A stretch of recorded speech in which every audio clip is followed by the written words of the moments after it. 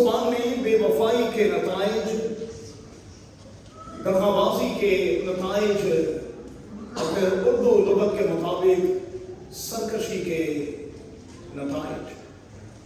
اس سے پہلے کہ ہم اپنے اس مضمون کی طرف چلیں، میں آپ کو بتا دینا چاہتا ہوں کہ اگلے منتھ کے دوران کم از کم 4 مرتبہ ہم اکٹھے ہوں گے۔ اگلے منتھ میں 4 سنڈیز ہوں گے، اور ہم سیریز کے طور پر خدا کے کلام کو گیونگ کے حوالے سے، دینے کے حوالے سے 4 عبادات کے طور پر اپنے سامنے رکھیں گے، سیکھیں گے، اور اس سیریز کے دوران یقینی طور پر میں آپ کو یقین دلاتا ہوں کہ قادر خدا آپ کو بہت بہت برکت دے گا۔ کسی نے مجھ سے کہا کہ آپ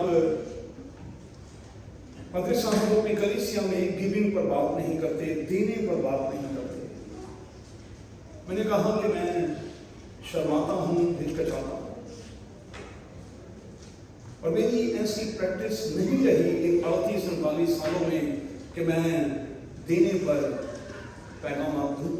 ہاں، دیگر کلیسیائیں جب مجھے اپنے چرچ میں موقع دیتی ہیں اور پاسبان مجھے کہتے ہیں کہ آپ اس ٹاپک کو چھیڑیں، تو پھر میں وہاں اسے ضرور چھیڑتا ہوں۔ لیکن مجھے کسی نے کہا کہ آپ ہمیں کیوں بے برکتاں رکھنا چاہتے ہیں، اور یہ لفظ مجھے کھا ہے کہ پادری صاحب آپ گیونگ پر تعلیم دیں،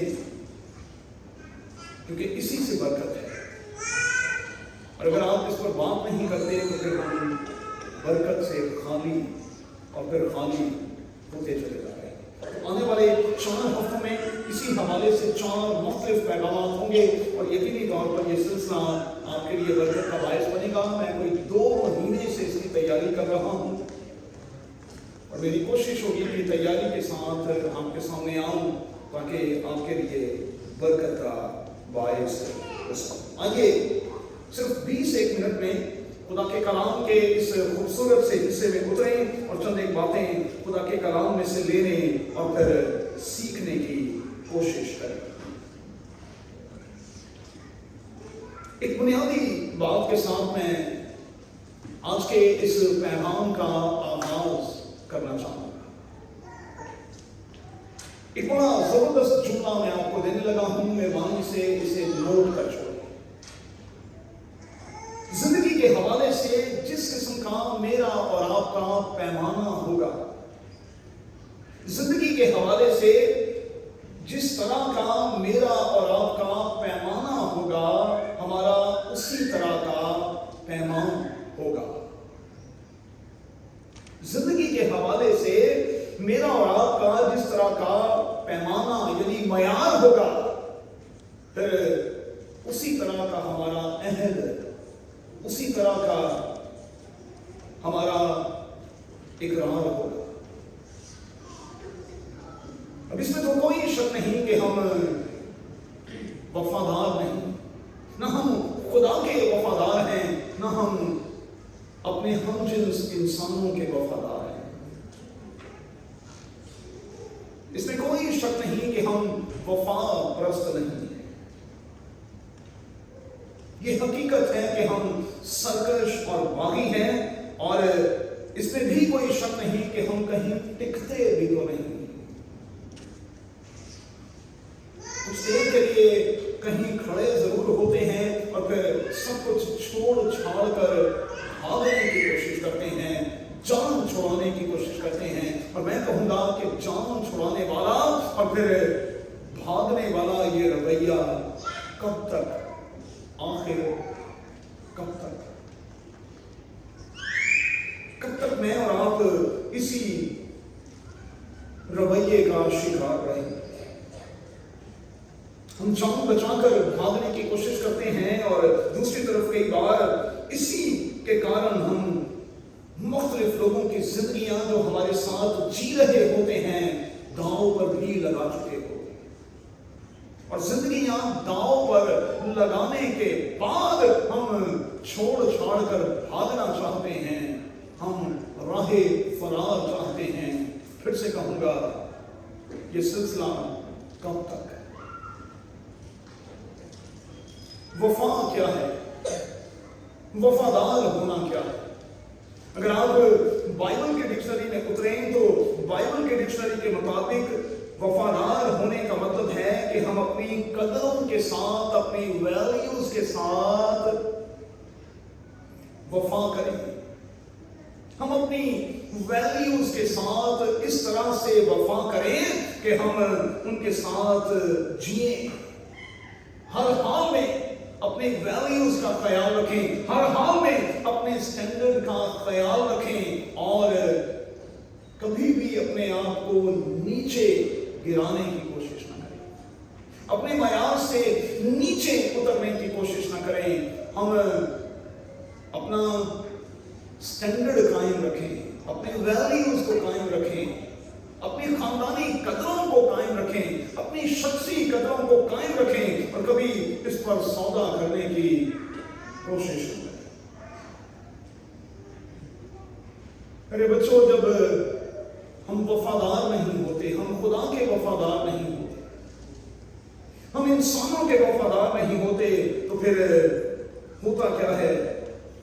خاندانی زندگی پر اس کے نیگیٹو اثرات پڑتے ہیں، کلیسیائی زندگی پر اس کے نیگیٹو اثرات پڑتے ہیں، ملکی زندگی پر اس کے نیگیٹو اثرات پڑتے ہیں، اور پھر ایک بگاڑ کی سی صورت جو ہے وہ ہمیں ہمارے ہر طرف دکھائی دیتی ہے. کلام کی آواز کیا ہے؟ جان دینے تک بھی وفادار رہ تو میں تجھے زندگی کا تاج دوں گا. سمرنا کی بشپ پولیکارپ نے ابھی ریسنٹلی ہم سفر کر کے آئے. سمرنا کے بشپ پولیکارپ جو 85 برس کے ہو چکے تھے،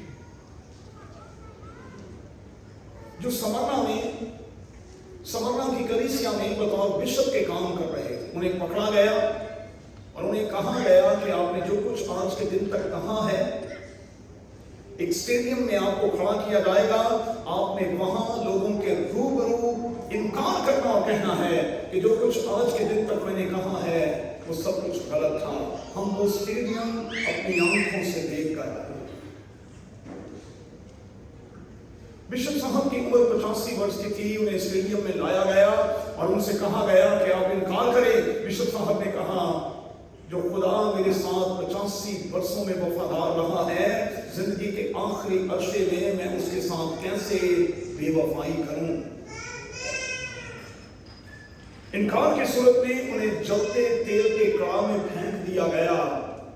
کوئی 5-7 منٹ کے بعد بشپ صاحب اس جلتے کڑاہ سے اسٹیڈیم میں موجود لوگوں کے روبرو باہر نکل آئے اور ان کے سر کا ایک بال بھی کانا. تاریخ نے اپنے آپ کو دہرایا. وہی ہوا جو صدرک، میثاق اور عبدالنجور کے ساتھ ہوا تھا. تو پھر یہ بات پکی ہوئی، اس بات پر تصدیقی مہر ضبط ہوئی کہ واقعی تاریخ اپنے آپ کو دہراتی. پھر لودیکیا سے اور فیلاڈیلفیا سے کچھ شاگردوں کو پکڑا گیا اور پھر انہیں ایک ہی وقت میں بشپ پولیکارپ کے ساتھ بھی ہیڈڈ کر دیا گیا. ٹور گائیڈ نے ہمیں بتایا، میں نے کئی بار اناجیل میں اس بات کو پڑھا، میں نے سیکھا. خداوند یسوع مسیح نے جب 2 کر کے اپنے شاگردوں کو بھیجا تو کہا کہ اپنے ساتھ 2 چوگے مت لینا، جھولا بھی مت لینا.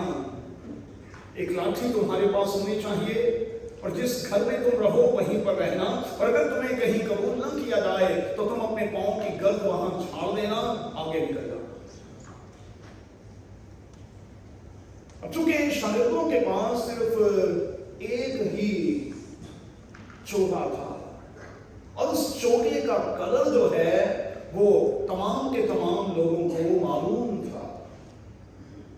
یہ 11 لوگ ایک ہی وقت میں کیوں پکڑے گئے؟ اپنے لباس کی وجہ سے. بہت سے لوگوں نے ان سے کہا کہ تم اپنا چوگا اور اپنے چوگے کا رنگ بدل لو तुम बच जाओगे, लेकिन उन्होंने कहा कि हम जान देने तक भी वफादार रहेंगे और अपने इस चोगे को नहीं उतारेंगे, क्योंकि ये चोगा हमें किसी इंसान ने नहीं, हमारे खुदावंद ने हमें दिया है। अक्सर ये कहा जाता है कि जान छुड़ाने के लिए तो झूठ भी बोलना पड़े तो बोल लेना चाहिए, जान बचाने के लिए तो भागना भी पड़े तो भाग जाए, जान बचाने के लिए तो देश भी बदलना पड़े तो बदल लें। आप जानते हैं कि दाऊद ने भी ऐसा ही किया और वो दीवाना सा बन गया, उसने अपनी दाढ़ी पर थूक भी लगा लिया और वो पागलों जैसी हरकत करने लग गया ताकि उसकी जान बख्शी जाए। लेकिन सल्यूट करता हूं उन लोगों को जो खुदा के साथ वफादार रहते हैं और वो अपने बुनियादी अकीदे और ईमान पर कभी सौदा नहीं करते। वफादार होना क्या है? हमें अपनी वफाओं के साथ, अपनी कदरों के साथ जीना है और अपनी कदरों के साथ ही खुदावंद ने सुना। अब इसमें कोई शक नहीं कि हर वफादारी जो है वो कुर्बानी मांगती है और कुर्बानी के साथ एक पेन जुड़ा हुआ है। अब प्रॉब्लम ये है कि हम में से कोई भी पेन को तो लेना नहीं चाहता। टूर के दौरान हमें छोटी छोटी सी पेन्स मिली, हम बिलबिला उठे, एंड में सारी उम्र ऐसी रहे। छोटी छोटी सी बातों पर हम बिलबिला उठे, अरे भाई ये तो मुसाफिर खाना है, आए हैं, हमने टर्की में तो रहना नहीं है, हमारा फोकस 7 चर्चेज हैं, हमने देखना है, हमने अपने घर भाग जाना है और अपने बिस्तर पर आराम की नींद जाकर सोना। इस टूर के दौरान कुछ लोग, हर किसी की टांगे ना इतनी सूजी, क्योंकि चलना बहुत, पहाड़ी इलाका है, ऊपर नीचे रोज आपको चलना पड़ता है। हम चलने की आदि नहीं, हमने से बहुत से तो वॉक भी नहीं करते। लेकिन मैंने शुरू में कहा कि अगर उससे भी ज्यादा सूझ जाते जो बरकत लेकर आए हैं वो उसके मुकाबले में तो कुछ भी नहीं। हमारी हल्की सी मुसीबत जो है वो हमारे लिए असहद भारी जलाल पैदा करती है। काश के हम इस बात को प्यारे बच्चों सीख जाएं। हर तकलीफ के बाद ही जलाल है, हर तकलीफ के बाद ही आराम है और हर तकलीफ के बाद ही हम मैच्योरिटी की जाने पड़ते हैं। तो फिर पेन लेना जिंदगी में सीखेंगे और जब जिंदगी में पेन मिले तो बर्दाश्त भी करे ना भाई। आप क्यों खुदावंद के बंदा अय्यूब की बात को भूल जाते हैं जिसने अपनी बीवी से कहा कि तू तो नादान औरतों की सी बातें करती है, क्या हम खुदा के हाथ से सुख पाएं दुख ना पाएं। दुबई ने हमें इतना आराम दिया है, इतना आराम दिया है। मैंने हमेशा यहाँ खड़े होकर कहा ये ब्लेस्ड कंट्री है, इसने हमें सब कुछ दिया है, इसने हमें बनाया है। अगर एक हफ्ता बेआराम हो गए तो इसमें बड़ी बात क्या है? इसमें बड़ी बात क्या है? मुझे नहीं पता कि आप में से कितने सियालकोट से ताल्लुक रखते हैं। अगर आपको सियालकोट कन्वेंशन में जाने का इत्तेफाक हो और 7 दिन वहां रहने का इत्तेफाक हो तो आपको इससे भी ज्यादा बिलबिला उठेगी, क्योंकि दरियों पर आपको सोना पड़ेगा। गरीब नवाज होटल में आजकल शायद 5 या उस वक्त 2 रुपए की, शायद 5 या 10 रुपए की रोटी आपको वही दाल चावल वही खाना पड़ेंगे, तो आप बिलबिला उठेंगे कि हाय हाय एक ही हो गया। लोग सियालकोट कन्वेंशन में बरकत रिसीव करने के लिए जाते हैं, लोग नंगे पांव वहां जाते हैं, लोग वहीं पर आराम करते हैं और वहीं पर खुदा के बड़े खालियों को सुनते और जिंदगियों की तब्दीली के साथ वापस लौटते। पेन को लेना सीखने लगे। जिंदगी में पेन ये तो साथ साथ चलेगा। अय्यूब कहता है जितने भी मां के वतन से पैदा हुए हैं वो थोड़े दिनों के लिए हैं और दुख से भरे हैं। आपका पेन खत्म नहीं होगा। कभी उसकी नौयत कुछ और होगी, कभी कुछ और होगी, कभी पेन ज्यादा होगा, कभी कम होगा, लेकिन इस पेन से हम जान नहीं छुड़ा सकते। और अगर कोई जान छुड़ा सकता था, अगर कोई इस पेन से मुबर्रा रह सकता था, तो वो प्यारे बच्चों यस्सु था। लेकिन यस्सु को भी रंज का आशना कहा गया, मर्दे गमनाक कहा गया है। और जितनी पेन मेरे और आपके लिए खुदावंद यीशु मसीह ने ली, मेरी और आपके पेन के मुकाबले में क्या है? तो जिंदगी में पेन लेना सीखेंगे,